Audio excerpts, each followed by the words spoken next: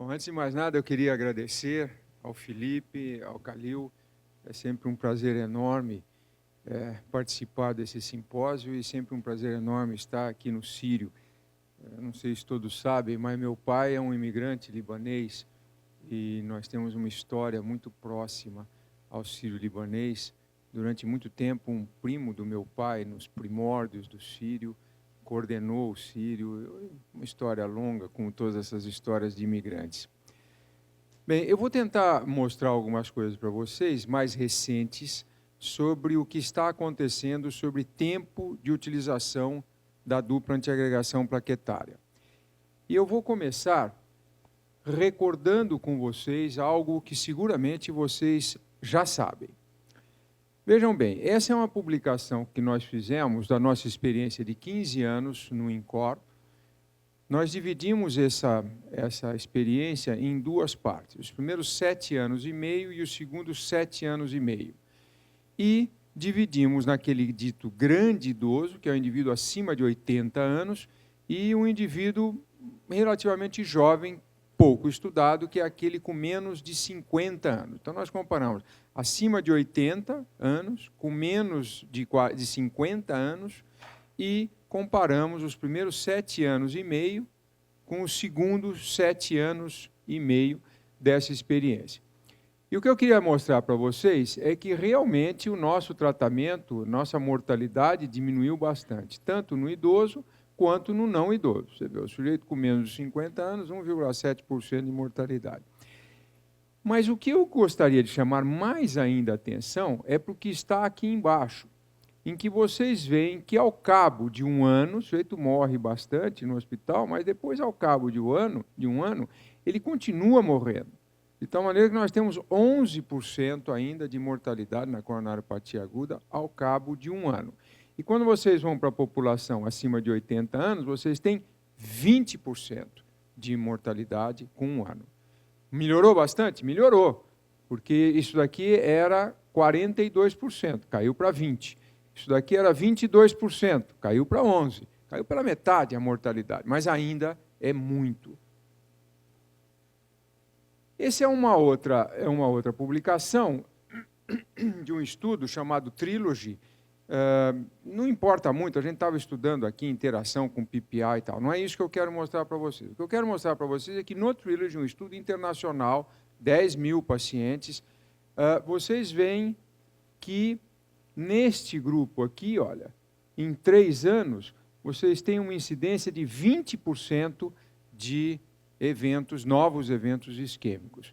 Então, mostrando a importância da gente fazer alguma coisa, porque apesar da gente ter melhorado muito nos últimos 15 ou 20 anos, continuamos a ter uma incidência muito alta de novos eventos isquêmicos, tanto em experiência local quanto em experiência internacional. 20% é muita coisa. E vejam que isto é ao longo do tempo, olha. Não para nunca. Bem. É verdade. Esquecemos da pergunta. É que eu pensei que ele fosse já mostrar automaticamente e acabei tirando da cabeça. Mostra a pergunta, então. Vamos fazer um intervalinho, tem uma pergunta. É bom que você lembrou na hora certa, porque só fiz a introdução. Bom, então, para começar, nós gostaríamos que vocês votassem o que vocês acham em relação a essas alternativas. Qual a melhor maneira de decidir sobre o tempo de utilização da dupla antiagregação plaquetária? A.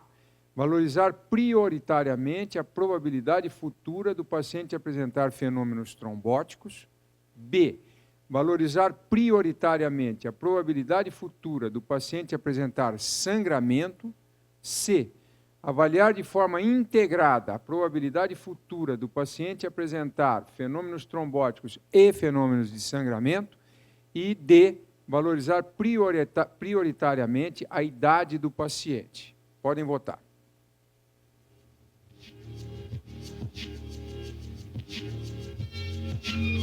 Agora com direito à musiquinha, só não vale dançar, hein?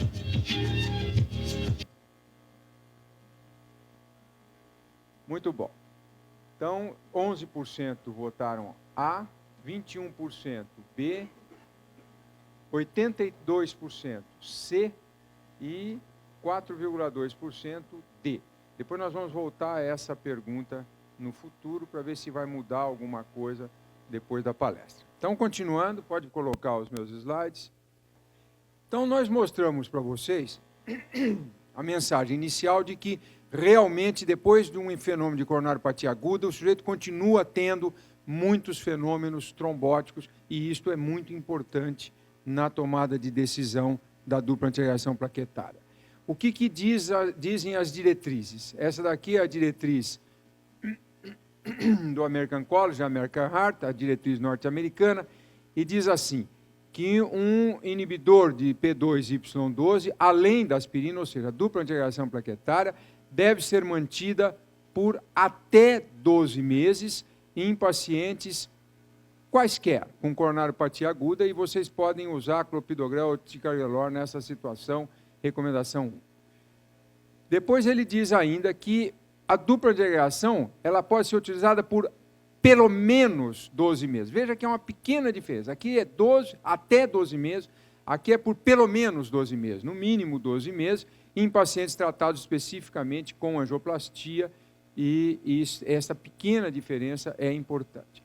Classe 2B, continuar a dupla antiagregação plaquetária depois de 12 meses em pacientes com stent. Essa é a nossa diretriz brasileira, que diz apenas que deve ser utilizado por 12 meses, salvo contraindicações, a dupla antiagregação plaquetária pós-coronariopatia aguda.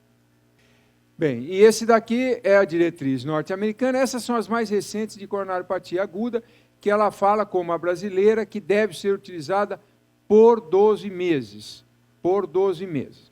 Mas ela tem uma ressalva, como classe 1B, que pode se utilizar por menos tempo, 3 a 6 meses depois de um stent recoberto. Então, vocês viram que tem por 12 meses, por pelo menos 12 meses, por até 12 meses, e a possibilidade de se usar até por menos de 12 meses. Então, pode usar por mais de 12, por menos de 12, por 12. É um pouco confuso essas recomendações. Bom, por conta desse assunto ser um assunto extremamente palpitante, nós temos quatro meta-análises que foram publicadas só do ano passado para cá sobre esse assunto. Eu trouxe uma delas que criou bastante confusão, e essa que eu quero discutir um pouquinho com vocês. Foi publicada, então, no final de 2015, portanto, há pouco tempo atrás, e vamos comparar essa daqui, olha, só esse pedacinho aqui. 1 ano de dupla antiagregação versus mais de 1 ano de dupla antiagregação. E eles chegaram à conclusão de que quem usava por mais de 1 ano tinha um aumento de 18% na mortalidade.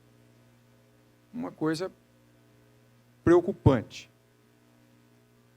Uma outra coisa interessante que eles mostram é que tinha 70% a menos de infarto e 250% a menos de trombose e 42% a mais de sangramento. Então, tem mais sangramento, tem menos infarto, tem menos trombose, mas o preocupante é que tinha 18% a mais de mortalidade por qualquer causa, e isso ficou aqui borderline em termos de significância. Isso fez com que o FDA nos Estados Unidos se movimentasse, falasse, olha, vamos estudar esse negócio melhor. Esta meta-análise, ela tinha 31 mil pacientes, todos submetidos a stent farmacológico, e, como eu disse, o FDA, então, se movimentou, fez uma meta-análise muito maior, com 57 mil pacientes, e mostra que o uso por mais de 12 meses da dupla antiagregação plaquetária absolutamente não aumenta a mortalidade, exatamente igual, e não aumenta câncer tampouco. Então, apesar daquela meta-análise do Palmieri, que ficou um pouco confusa na literatura, isto daqui é o que vale atualmente. Não existe absolutamente aumento de mortalidade quando vocês pensam em usar dupla antiagregação plaquetária por tempos mais longos. Tampouco existe aumento de câncer, que era uma das explicações daquela meta-análise que eu lhes mostrei anteriormente. De tal maneira que o FDA, no final do ano passado, ele fez um statement em que ele fala claramente que o FDA revisou o uso por longo prazo do Plavix. É o que a gente tem mais, a gente não tem muitos dados com os mais recentes, e não há aumento de óbito e aumento de problema no coração. Portanto, pode ser utilizado por longo prazo, e ele ainda fala que o sujeito não deve parar a antiagregação plaquetária, a dupla antiagregação, antes de falar com o seu médico. Bem, mas esta mesa é sobre coronariopatia aguda. Vamos ver quais os dados mais recentes que nós temos especificamente sobre isso. O DAPT, todos vocês conhecem. Foi um estudo que testou dupla antiagregação plaquetária. Todos os pacientes utilizavam, depois de um stent, dupla antiagregação plaquetária durante 1 ano. Aqueles pacientes que se mostravam aderentes ao tratamento e que não tinham nenhum problema com o uso da dupla antiagregação plaquetária, nenhum sangramento, nenhuma complicação, eles eram randomizados para continuarem com a dupla antiagregação plaquetária por mais 18 meses ou ficar só no 1 ano. Então, uma comparação entre a utilização por tempos mais longos, 36 meses, versus 12 meses. E foi um estudo positivo. Entretanto, nesse estudo, foram incluídos pacientes crônicos ou agudos, com ou sem coronariopatia aguda.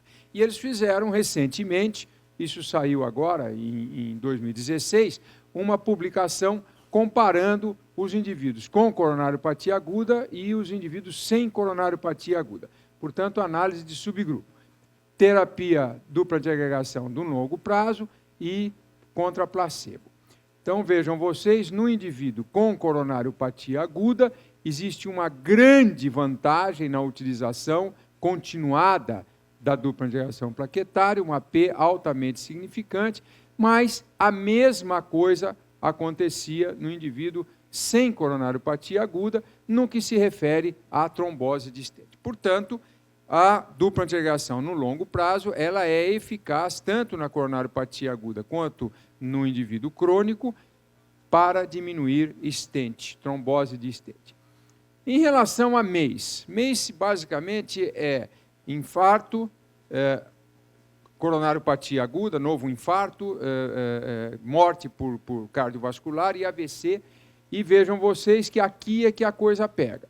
Então, no indivíduo com coronariopatia aguda, a dupla antiagregação plaquetária no longo prazo, ela foi muito eficaz, com uma P menor do que 0,01, porém, no indivíduo sem coronariopatia aguda, apesar de ter havido um benefício numérico, isto não atingiu significância e a P para a interação foi de 0,03. Portanto, a manutenção da dupla antiagregação plaquetária por tempos mais longos, em indivíduos, por exemplo, que têm infarto, ela é muito mais eficaz do que no indivíduo que tem uma angina estável e que é submetido à angioplastia. Isso aqui é sangramento e não tem dúvida de que sangra mais no indivíduo que usa dupla antiagregação plaquetária no longo prazo em relação a quem não usa, e isto é verdade tanto na coronariopatia aguda quanto na coronariopatia crônica. Portanto, dupla antiagregação plaquetária no longo tempo, ela diminui trombose de stent no agudo e no crônico. Longo prazo de dupla antiagregação plaquetária, ela aumenta sangramento no agudo e no crônico, e dupla antiagregação plaquetária no longo prazo, ela melhora eventos isquêmicos no agudo e não melhora no crônico. Esta que é a mensagem do DAPT. Bem, agora vamos complicar um pouquinho mais. Nós temos uma população muito grande de pacientes que têm infarto. Tem infarto. E se esse indivíduo tem infarto, depois de 1 ano, muita gente para de dar antiagregação plaquetária. Nós desenvolvemos um estudo, que foi o Pegasus, que vocês veem aí, em que nós pegamos pacientes que tinham tido infarto prévio entre 1 e 3 anos. Todos esses pacientes tomavam aspirina, obviamente, e nós randomizamos para utilizarem ticagrelor ou placebo durante os próximos anos. E vejam os resultados desse estudo. Eu vou me ater especificamente, nós testamos na realidade a dose de 90 miligramas ou de 60 miligramas. Vamos prestar atenção na dose de 60 miligramas, depois vocês vão entender por quê. Então, do ponto de vista de óbito cardiovascular, infarto ou AVC, que era a meta principal do estudo, o uso no longo prazo do ticagrelor foi melhor do que o placebo, vejam aqui, com uma diminuição de 16% na incidência destes parâmetros, óbito cardiovascular, infarto ou AVC, altamente significativo. Especificamente, morte cardiovascular teve 17% a menos de óbito, que é bastante e é muito importante, chegou muito próximo à significância com 0,07. Em relação a infarto, 16% a menos de infarto significativo em quem usa ticagrelor no longo prazo, além da aspirina, portanto, dupla antiagregação plaquetária. E AVC, 25% a menos de AVC. Portanto, a dupla antiagregação plaquetária, nesta população com infarto prévio, especificamente com infarto prévio, diminuiu o desfecho composto, diminuiu o óbito cardiovascular, quase significante, diminuiu de forma significativa infarto e diminuiu de forma significativa AVC. Portanto, reforçando a utilidade da utilização dessa dupla antiagregação plaquetária no longo prazo. Me desculpe, eu pensei que eu tivesse trazido aqui para vocês, mas eu não trouxe, mas já lhes digo que isto ocorreu às custas de um aumento na incidência de sangramento. Ou seja, diminui infarto, reinfarto, diminui AVC, diminui óbito cardiovascular com uma P de 0,07, porém aumenta sangramento. Esqueci de trazer esse slide, me desculpe. Bom, de qualquer maneira, baseado no Pegasus, o FDA já aprovou a dose de 60 miligramas para uso estendido, no longo prazo de dupla antiagregação plaquetária, 60 miligramas de ticagrelor, e isso brevemente deverá estar disponível também no Brasil. Acho que não está aprovado ainda no Brasil, né? Não sei se tem alguém que sabe isso. Acho que não. Bem, agora, partindo... Essa história toda começou com pacientes submetidos à angioplastia, como eu mostrei para vocês. O Pegasus independia de angioplastia.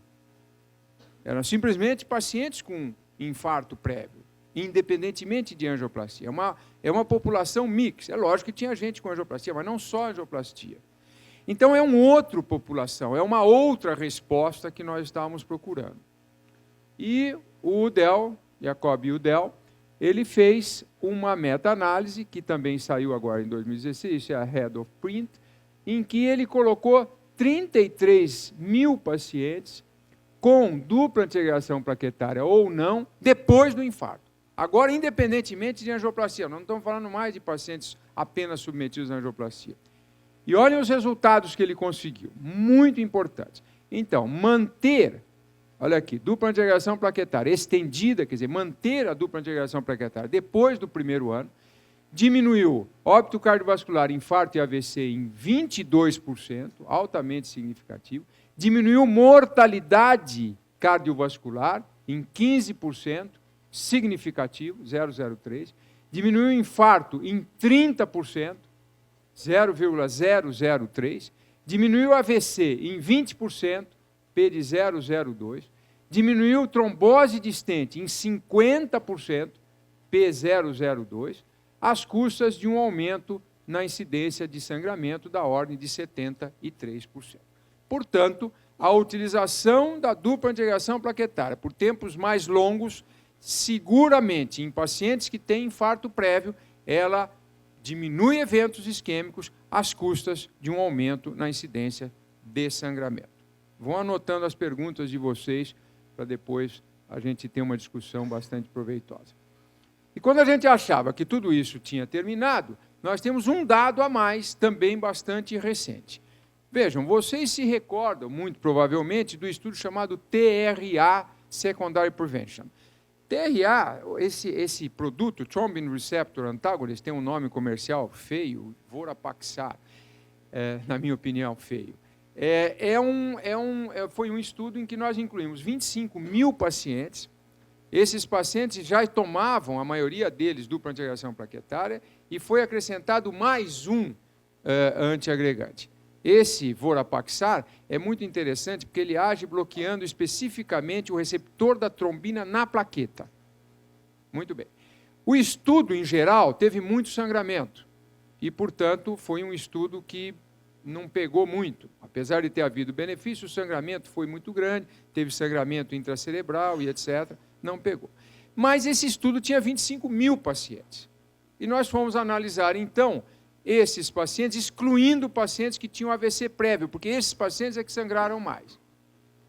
E é isso que eu trago para vocês nesta publicação, também de 2015, em que a gente fez exatamente isso. Vejam só, eram pacientes com coronariopatia ou com doença arterial periférica, excluindo-se os pacientes que tinham AVC prévio. Isso daqui corresponde mais ou menos a 18 ou 20 mil pacientes, quer dizer, sobrou muito paciente, mesmo excluindo esses AVCs prévios.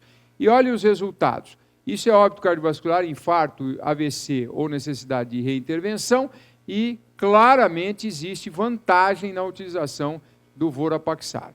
17% a menos de eventos, P altamente significante. E, especificamente, óbito cardiovascular, AVC ou infarto, da mesma forma, 20% a menos, uma P altamente significativa, e esse Vorapaxar também está aprovado nos Estados Unidos, nessa indicação, e deverá estar aprovado aqui no Brasil também brevemente. São 20 mil pacientes, vocês têm aqui 20 mil pacientes. Entretanto, de novo, como seria de se esperar, houve esse benefício que eu acabei de lhes demonstrar, às custas de um aumento na incidência de sangramento. Nesse estudo especificamente, nós fizemos o Net Clinical Benefit. Nós colocamos o benefício e o malefício em termos de sangramento, e o Net Clinical Benefit, vocês veem aqui, mostra uma vantagem na utilização do Vorapaxar da ordem de 14%. Torno a insistir, isso é benefício líquido, com uma P altamente significativa menor do que 0,001. Bem, para tentar colocar ordem nesse rolo todo, saiu agora, há um mês atrás, uma diretriz europeia, e que tem esse slide aqui, que é meio complicado, mas eu vou tentar simplificar para vocês. Então, isso daqui são pacientes com coronariopatia aguda. Vamos nos ater a isso, que o nosso simpósio é de coronariopatia aguda, só pacientes com coronariopatia aguda, com ou sem supra, e esses pacientes podem ser mantidos em tratamento clínico, e se eles forem mantidos em tratamento clínico, vocês devem usar clopidogrel ou ticagrelor por pelo menos, no mínimo, 12 meses. 12 meses. Se esse indivíduo utilizar tratamento fibrinolítico, vocês devem utilizar por 12 meses, e aqui apenas o clopidogrel tem evidência, vocês vão ouvir em seguida a evidência que nós estamos tentando buscar no TREAT em relação ao ticagrelor. O Dr. Otávio vai nos falar sobre isso. Se o indivíduo fizer angioplastia, pode ser qualquer tipo de estente, novamente, vejam vocês, pelo menos 12 meses de dupla antiagregação plaquetária, e aqui pode ser clopidogrel, prasugrel ou ticagrelor. E, finalmente, pacientes submetidos à cirurgia de revascularização miocárdica, depois da cirurgia, vocês voltam com a dupla antiagregação e completem 1 ano de dupla antiagregação. E aqui, para explicar em mais detalhes o que eu lhes mostrei anteriormente, que se o paciente não tiver um risco muito alto de sangramento, é bastante razoável, 2B, se manter dupla antiagregação por mais do que 12 meses. Bom, a mensagem final desta apresentação é de que vocês sempre, quando falam de tempos maiores de dupla antiagregação, vocês têm um benefício às custas de um malefício em termos de aumento de sangramento. Obviamente, já está na cabeça de todos vocês que nós precisamos avaliar conjuntamente o benefício de um lado e o malefício do outro. O problema é fazer essa análise conjunta. Por quê? Porque, frequentemente, vocês têm um indivíduo que tem um alto risco de sangramento e um alto risco de fenômenos isquêmicos. E aí, como é que vocês vão tomar essa decisão? Já está começando a aparecer algumas ferramentas para nos ajudar aí nisso, e a primeira delas é o DAPT. Então, o DAPT, ele colocou aqui algumas variáveis, isso tem na internet, se alguém quiser ver, e ele tem, então, uma C-estatística, quer dizer, um poder discriminatório para trombose ou infarto de 0,70, não é dos 10 melhores, mas é bastante razoável, e para sangramento de 0,64.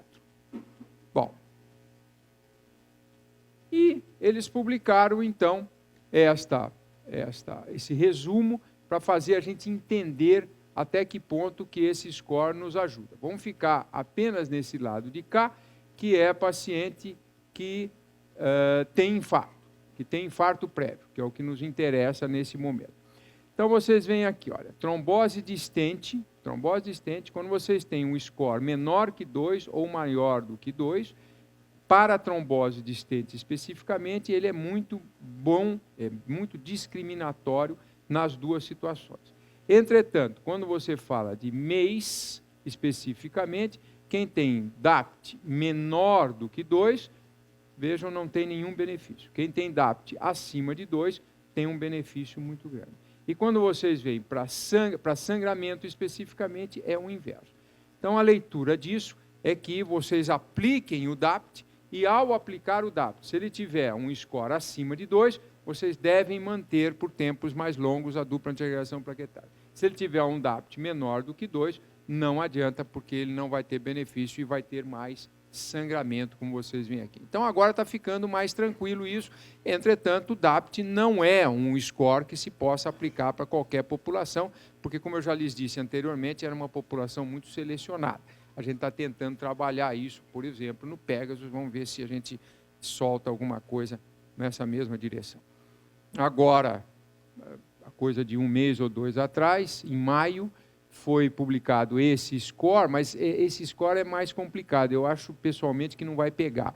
Eles fizeram um score de sangramento, fizeram um score de fenômenos trombóticos, e daí fizeram essa figurinha aqui, dizendo que quem está aqui, então, se beneficiaria da dupla antiagregação plaquetária por tempos mais longos, e quem está nessa faixa de baixo não se beneficiaria.